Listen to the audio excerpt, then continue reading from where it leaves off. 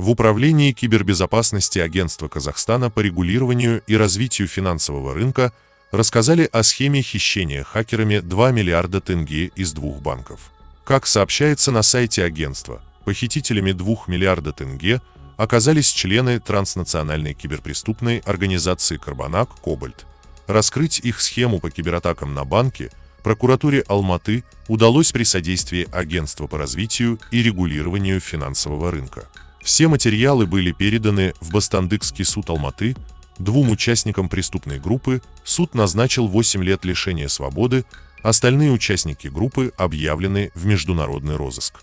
Следствием доказано, что транснациональная преступная группа «Карбонак» «Кобальт» действовала на территории 13 стран и похитила более 2 миллиарда тенге, а также предприняла неудачную попытку хищения еще 8 миллиардов тенге. Преступный умысел был реализован в несколько этапов.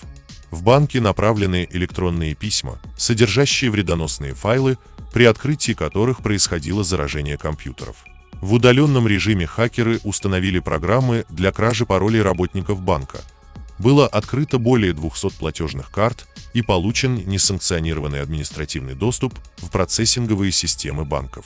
Далее установлены многомиллионные кредитные лимиты на платежные карты, удалены ограничения на снятие средств в банкоматах, и в дальнейшем средства были обналичены в банкоматах различных стран, рассказал начальник отдела управления кибербезопасности Анатолий Пудель.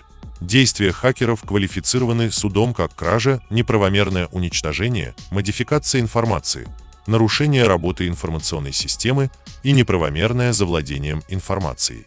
По данным прокуратуры Алматы, «Карбонак» «Кобальт» – транснациональная преступная организация, занимавшаяся атаками на банки во всем мире. На их счету ограбление более 100 финансовых организаций в 40 странах мира.